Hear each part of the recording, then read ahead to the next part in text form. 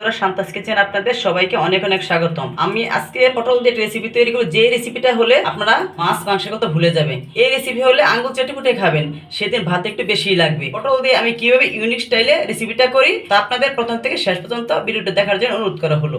চলুন রেসিপিটা তৈরি করে ফেলি। বন্ধুরা, পটলের এই দুর্দান্ত রেসিপির জন্য এখানে পটল নিয়েছি। পটল আগে থেকে ধুয়ে নিয়েছি। একটা প্লেটের সাহায্যে পটলের খোসা ছাড়িয়ে নিব। খুব বেশি করে ছাড়াবো না, হালকা হালকা করে ছাড়াবো।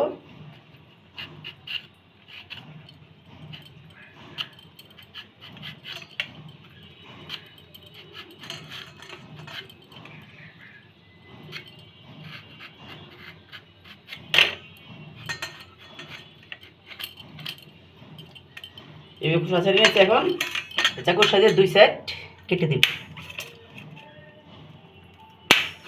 একইভাবে সবগুলি পটল খোসা ছাড়িয়ে দুই সাইড কেটে দিব। সবগুলো পটলের খোসা ছাড়িয়ে দুই সাইড কেটে নিয়েছি। এখন পটলের এই সাইড এবং এই সাইড অল্প অল্প করে কেটে নিব, যাতে লবণ হলুদ ভিতরে ঢুকে। এটুকুই কাটবো। প্রত্যেকটা পটল একইভাবে কেটে নিব। পটলগুলির দুই সাইড অল্প অল্প করে কেটে নিয়েছি। পটলগুলো লবণ হলুদ দিয়ে মেখে ভেজে নিব। লবণ দিয়ে দিলাম, লবণ দিয়ে দেবো হলুদের গুঁড়া। এখন হাত দিয়ে ভালোভাবে মিশিয়ে নিব।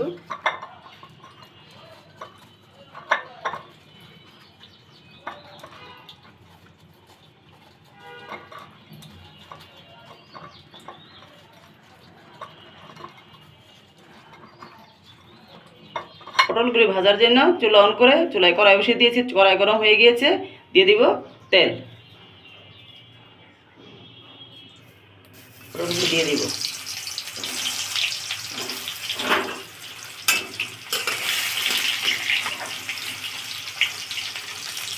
তখন চারটা দিয়ে ভাজবো, তারপর বাকিগুলি ভেজে নিব। চুলোর আঁচ মাঝারিতে রেখে পটলগুলি 5 থেকে 6 মিনিট উল্টে পাল্টে ভেজে নিব।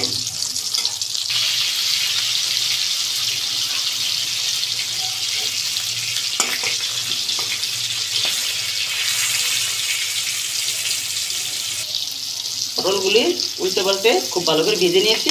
এখন নামিয়ে নিব।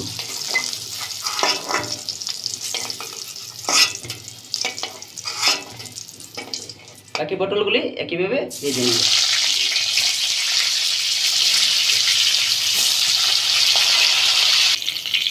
এই পটলগুলো লাল লাল করে ভেজে নিয়েছি। এখন নামিয়ে নিব। এই তেলের সাথে দিয়ে দেব আরও কিছুটা তেল। ফোড়নে দিয়ে দিব একটা শুকনো মরিচ, দিয়ে দিব সামান্য কালো জিরে। এখানে নিয়েছি পেঁয়াজ কুচি, দিয়ে দিব।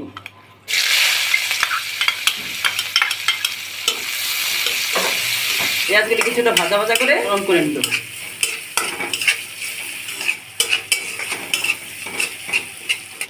পেঁয়াজগুলি কিছুটা ভাজা ভাজা করে নরম করে নিয়েছি। এখন দিয়ে দিব টমেটো কুচি,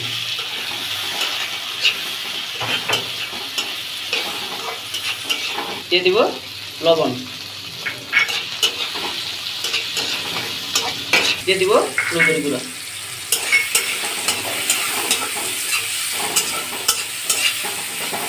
দিয়ে দেবো কাশ্মীরি মরিচের গুঁড়া। এটা ঝালের জন্য দিয়েছি কালারের জন্য। এখন সব কিছু মরিচের মিশিয়ে মশলাটা কষিয়ে নিব। দিয়ে দেবো সামান্য জল। এখন মশলাটা ভালোভাবে কষিয়ে নিব। মশলাটা আমার কষানো হয়ে গিয়েছে, যে টমেটোগুলো একদম গলে যাচ্ছে, মশলা থেকে তেল ছেড়ে দিয়েছে। এখানে সর্ষে, পোস্ত, কাঁচামরিচ, লবণ একসাথে বেটে নিয়েছি, দিয়ে দিব।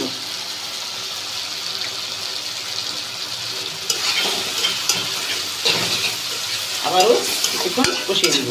বেশি এটা কষাবো না, সরষে বেশি কষালে সেদ্ধ হয়ে যায়। দিয়ে দিব হাফ চামচ চিনি। এই চিনিটা স্বাদের ব্যালেন্স ঠিক রাখার জন্য। মশলাটা আমার কষানো হয়ে গিয়েছে। এখন দিয়ে দিব ভেজে রাখা পটল।